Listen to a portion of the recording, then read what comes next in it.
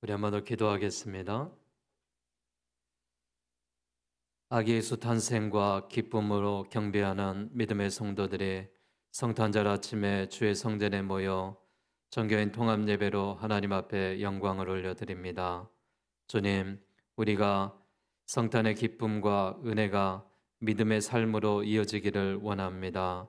하나님의 백성으로 인침을 받고 이 성전에서 예배하고 있사오니 하나님, 성탄의 찬란한 빛과 은혜가 오늘 살아계신 하나님 앞에 예배하는 종들에게 임하게 하시고 오늘 말씀을 듣는 자나 말씀을 전하는 자가 성령 안에서 교통하며 하나 되는 시간이 되게 하시고 말씀의 충만한 은혜로 함께하여 주시옵소서. 살아 역사하시는 예수님의 이름으로 기도하옵나이다. 아멘. 할렐루야. 우리 옆 사람과 함께 성탄의 인사 나누겠습니다. 메리 크리스마스. 성탄의 복 많이 받으세요. 우리 2층에 있는 사람도 한번 축복하며 인사하겠습니다. 메리 크리스마스. 성탄의 복 많이 받으세요. 우리 2층 사람만 한번 해볼까요? 성탄의 복 많이 받으세요. 메리 크리스마스. 네. 우리 주일학교 아이들이 2층에 앉아서 예배드리고 있고 또 우리 학생들이 앞에 나와서 예배하며 또 성탄의 아침에 우리 모두가 아기 예수 탄생의 기쁨과 은혜 가운데 찬란하게 빛나는 주의 교회와 온 세상에 함께하는 귀한 역사가 우리 믿음의 성도들에게 예배하는 한 사람 한 사람들에게 함께하시기를 주의 이름으로 기원드리겠습니다. 예수 그리스도의 탄생으로 지금까지 받아보지 못했던 크고 놀라운 은혜가 오늘 예배하는 여러분의 심령과 가정, 우리 교회에 넘쳐나기를 오늘 나신 예수 그리스도의 이름으로 축복합니다. 2023년도 성탄절에 진정으로 성탄의 축하와 감사가 나누며 아기 예수님의 탄생으로 우리 생애에 아름다운 은혜가 함께할 수 있기를 바랍니다. 성탄을 맞은 성도는 무엇보다도 사람의 몸을 입고 세상에 오신 예수님 때문에 좋은 사람들이 되어야 되는 것입니다. 예수님께서 오심으로 말미암아 마음과 생활이 편안해야 합니다. 예수님 때문에 누구에게나 흡족한 사람이 되어야 되고 이것이 성탄이고 기쁨이고 하나님의 축복인 줄로 믿습니다. 세상에 사람의 몸을 입고 살아가는 사람들은 여러 가지 사람들이 있겠죠. 예수님 때문에 좋지 못한 사람도 있습니다.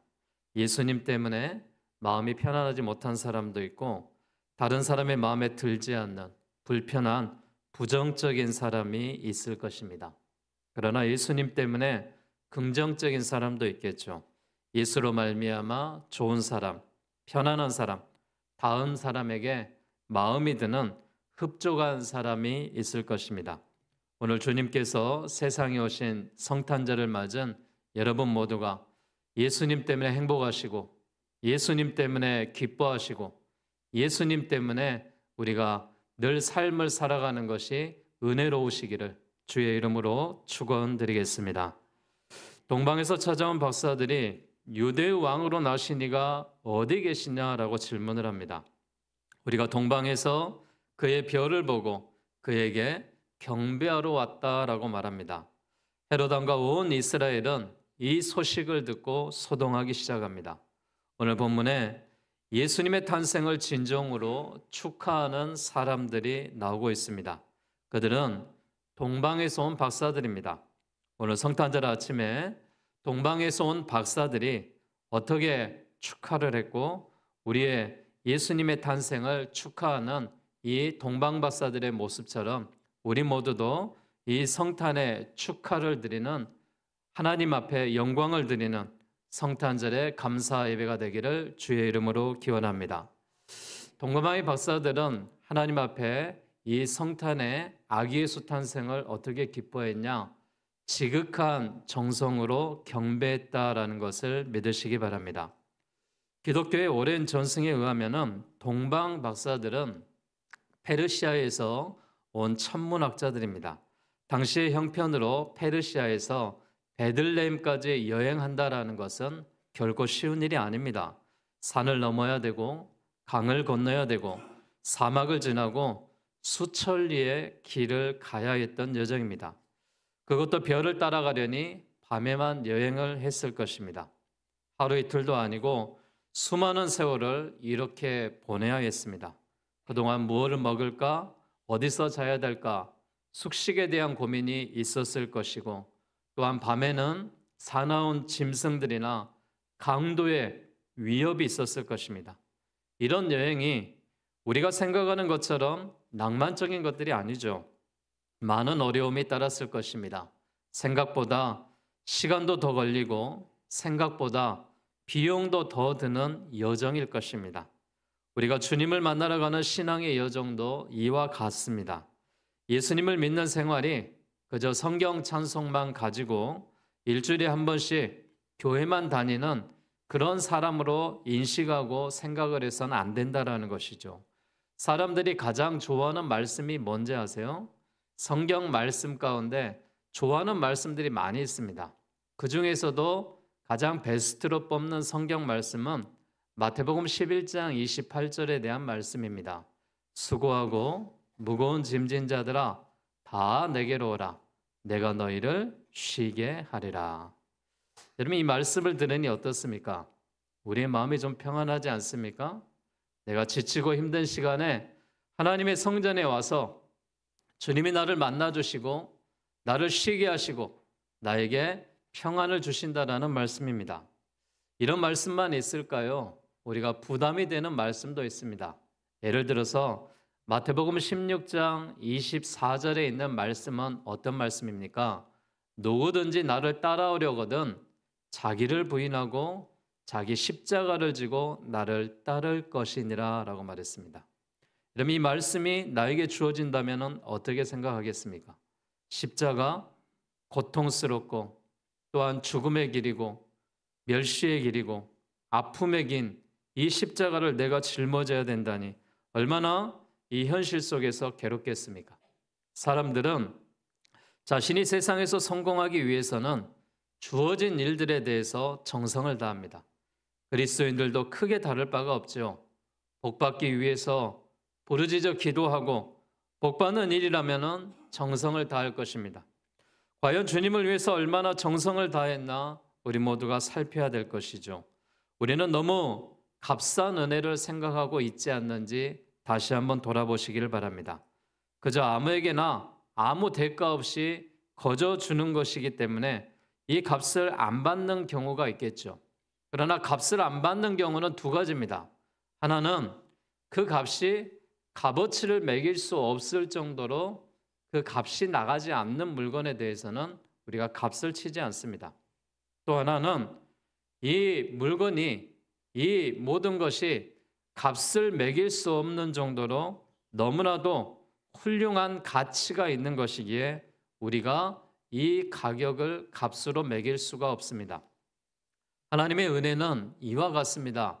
하나님의 은혜는 값싼 은혜가 아닙니다. 값비싼 은혜입니다. 지극한 정성을 통하여서 하나님께서 우리에게 주시는 이 성탄절의 은혜는 아기 예수 탄생이 우리에게 한 사람 한 사람에게 주어지는 값싼 은혜가 아니라는 것입니다.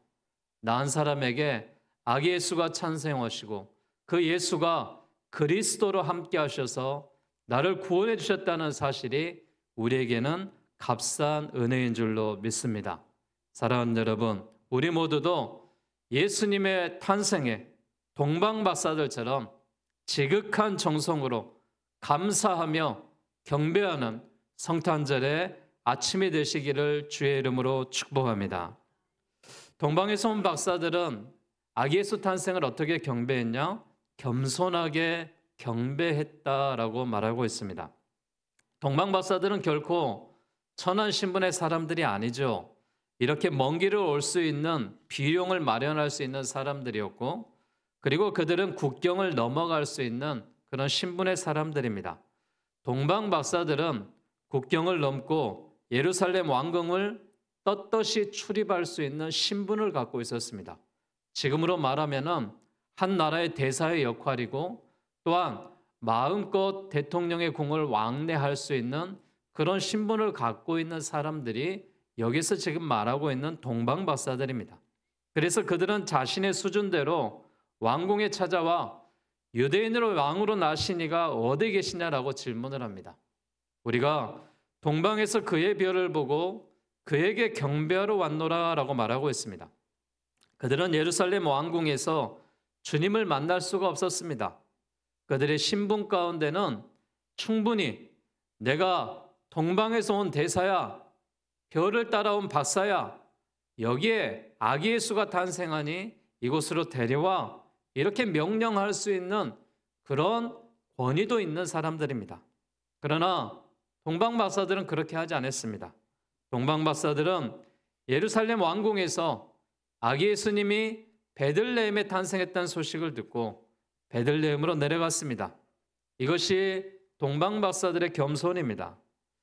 성경에 보면은 나만 장군이라는 사람이 나오죠. 이 사람이 나병에 걸렸습니다. 나만 장군이 요단강에 내려가 7번 씻으면 이 병이 낫겠나이다 라고 말했을 때 화를 벌컥 냈습니다. 아니, 감히 나에게 요단강에 가서 옷을 벗고 목욕을 하라고? 나는 머리에 손을 얹고 또 나의 병 가운데 만져주면서 치료를 하며 기도할 줄 알았는데 저 하찮은 요단강에 가서 몸을 담그라고? 그는 받아들이지 않았습니다. 그때 신하들이 뭐라고 말합니까? 신하들이 이렇게 이야기합니다. 왕이시여, 또 장군이시여, 그 일이 뭐가 그렇게 어렵습니까? 가서 그냥 믿자 번제니니 목욕 한번 해보시죠. 그렇게 권유를 했습니다. 그러자 강물 속에서 그가 7번 물에 잠겼다가 나왔을 때 그의 악성 나병이 깨끗하게 씻어준 줄로 믿습니다. 사랑하는 여러분, 우리가 하나님의 은혜를 받으려면 낮아지셔야 됩니다. 겸손해지셔야 되고 섬김의 모습이 나가야 되고 하나님 앞에 긍휼을 받을 수 있는 은혜가 있어야 긍휼을 받을 수가 있는 것입니다. 만약에 이 동방박사들이 자기의 신분을 내세워 아기를 데려오라고 큰 소리치고 고집을 부렸다면 주님을 만나질 못했겠죠. 하나님의 아들이 세상에 내려오셔서 가장 낮은 자리에 고유에 놓으셨으니 우리도 주님을 만나려면 겸손한 자세가 필요한 것입니다. 이 성탄절 아침에 우리 모두도 낮은 자세로 겸손한 모습으로 아기 예수님께 경배하며 찬양하며 주님의 놀라운 은총 가운데 평화를 받으시기를 주의 이름으로 축복합니다. 동방박사들은 또한 이렇게 경배했습니다. 아기 예수님께 나아가 엎드려 경배했다라고 말합니다. 박사들이 핏덩이에게 경배했습니다. 이것이 겸손의 자세이죠. 베들레헴에 예수 탄생의 교회가 있습니다. 세계에서 가장 오래된 교회 중에 하나고요. 이 예수 탄생의 장소로 알려진 이 성전에 보면은 길이가 52m고 넓이가 24m의 굉장히 큰 교회입니다. 그런데 출입문은 높이가 1.2m에 불과합니다. 이 문은 거룩한 장소에 말을 타고 들어가는 것을 막고 이곳을 들어가는 사람들은 누구든지 머리를 숙이도록 하기 위해서 12세기에 십자군 시대에 고쳐졌다고 말합니다. 따라서 출입문은 겸손의 문이라고 불렀고 겸손의 문이라는 별명이 붙어 있습니다. 사랑하는 여러분, 우리 기독교인들에게 가장 요구되는 것이 뭔지 아세요? 우리 기독교인들에게 가장 요구되는 것이 겸손입니다. 우리가 세상을 살아갈 때 믿지 않는 사람들이 대부분입니다. 믿는 사람이 그렇게 많지 않습니다. 믿는 사람이 이제 10명에 1명, 10명에 2명 정도밖에 되지 않습니다.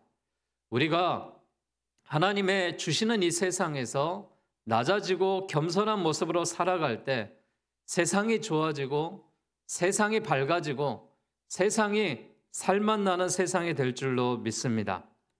그리스도인들에게 가장 중요한 것은 무엇이냐? 아우구스티누스가 이야기할 때 그리스도인에게 가장 중요한 것은 첫째도 겸손이고 둘째도 겸손이고 셋째도 겸손이다라고 말했습니다. 이 동방박사들이 아기 예수님의 탄생을 맞이하여 겸손한 자세로 이 아기 예수님을 맞이했듯이 오늘 예배하는 우리 한 사람 한 사람도 또한 이 지역사회에 빛과 소금의 역할을 감당하는 우리 목포 순송교회도 하나님이 기뻐하시는 은혜 가운데 겸손하며 또한 사랑을 베풀며 우리가 헌신하며 이 땅에 빛과 소금의 역할을 감당하는 믿음의 교회와 성도들이 되시기를 주의 이름으로 축하합니다. 성도에게 우리에게 주어지는 놀라운 은혜는 겸손하면 하나님이 은혜를 주신다는 것입니다. 내가 낮아지면은 하나님이 나에게 찾아오신다는 사실입니다. 그래서 겸손하게 경배하고 축하하는 이런 성탄절이 되시기를 바라겠습니다. 동방박사가 말하는 이 주님의 놀라운 탄생과 경배의 역사는 그의 믿음으로 표시된 예물에서 우리가 볼 수가 있죠. 이들을 떠날 때부터 예물을 준비했습니다.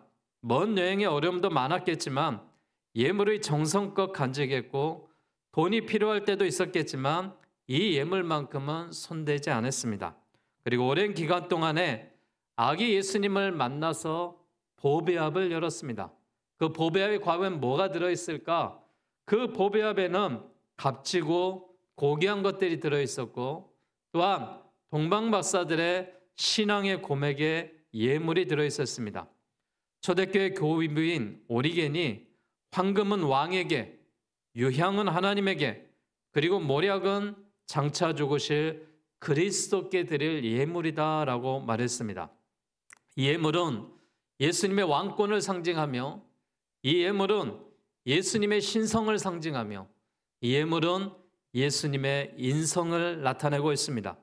이 사람들이 구약 성경에서 알거나 예언의 말씀을 아는 사람들이 아니었음에도 불구하고 메시아를 상징하는 황금과 유향과 모략이라는 예물을 준비했다는 것은 놀라운 일입니다. 여러분, 황금이 어떤 것이에요? 말만 들어도 좋죠. 황금은 고대 시대 왕권을 상징하고 있습니다. 왕이 쓴 왕관이 황금으로 되어 있었습니다. 예수님은 만왕의 왕으로 오셨다라는 의미입니다. 예수님이 왕이시면은 우리는 그의 백성입니다. 백성은 왕의 통치를 받고 왕의 통치를 온전히 받기 위해 필요한 것들이 있다면은 주님을 신뢰하는 믿음이겠죠. 오늘 성탄절에 예배 가운데 나오신 분들이 믿음이 충만하여서 우리 주님을 왕으로 모시며 왕으로서 대접하며 왕으로서 우리 아기 예수님의 탄생을 축하하시기를 주의 이름으로 축복합니다. 그들은 유향을 드렸습니다. 유향이 무엇이냐? 아라비아 지방의 관목에서 채취된 향기로운 송진입니다. 제사장이 제사를 지낼 때 절대적으로 필요한 것이 있었는데 제사 중에 가장 많은 제사가 무엇이냐? 소제였습니다. 소제는 어떻게 드리는 것이냐? 다른 제사를 다 드리고 나서 소제를 하나님 앞에 드립니다. 일종의 감사의 제사죠.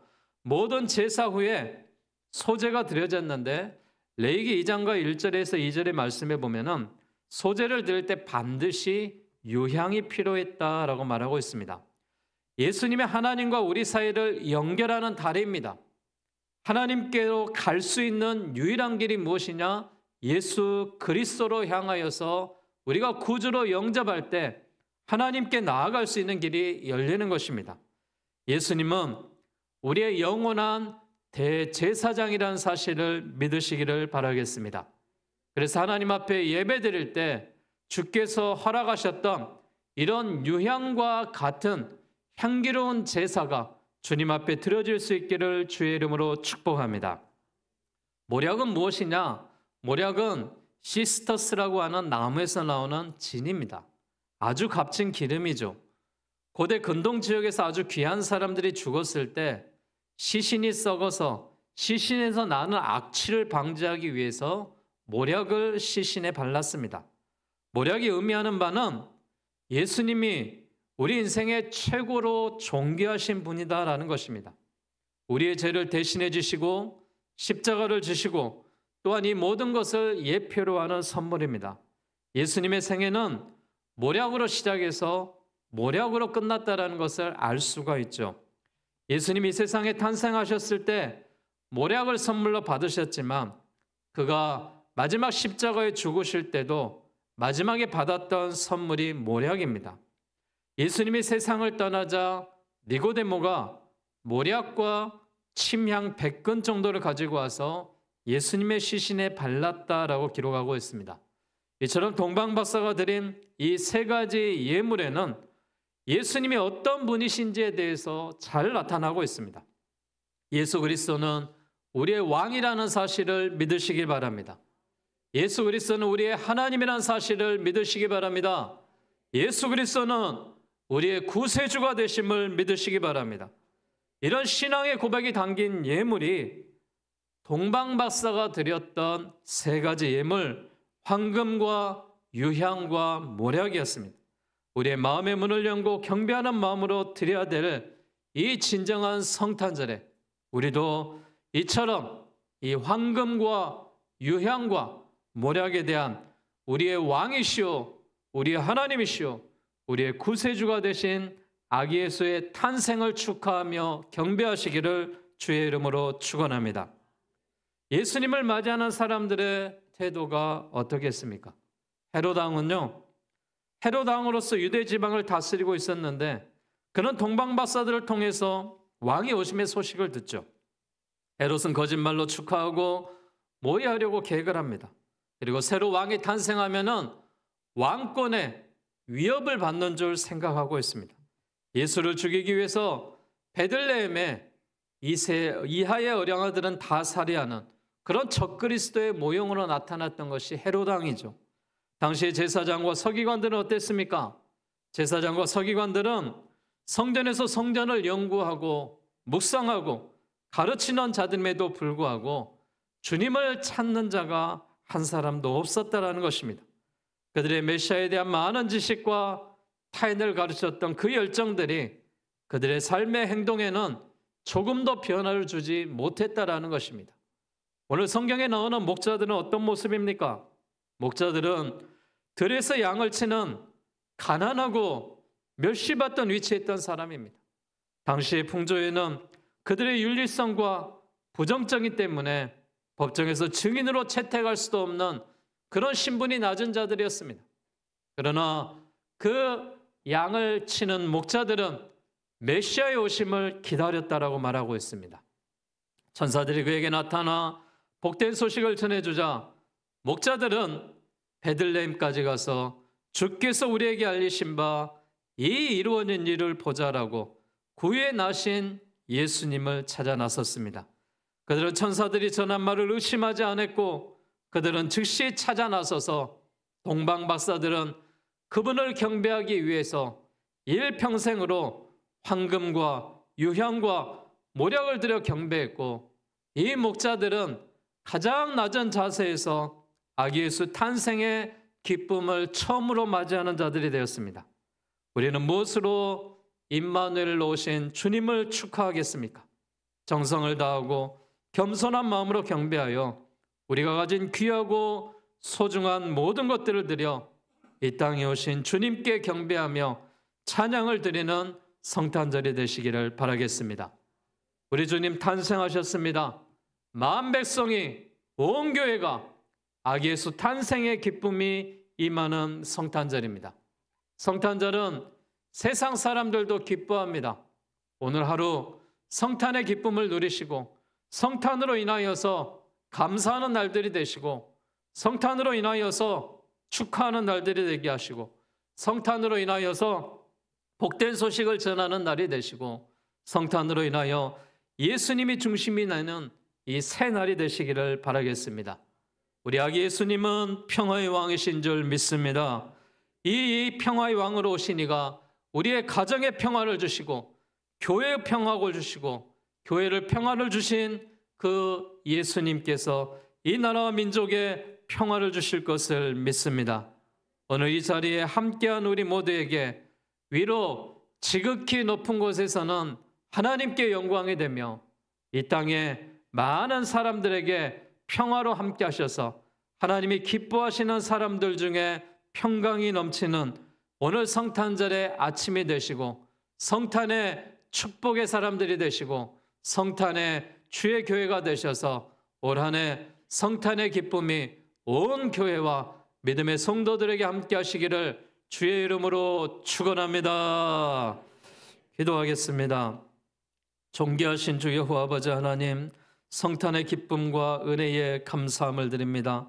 하나님이 우리를 사랑하시고 인도하여 주셔서 성탄의 감사의 예배로 하나님께 영광을 돌리게 하시니 주께 더욱더 아버지 하나님 은혜가 풍성합니다.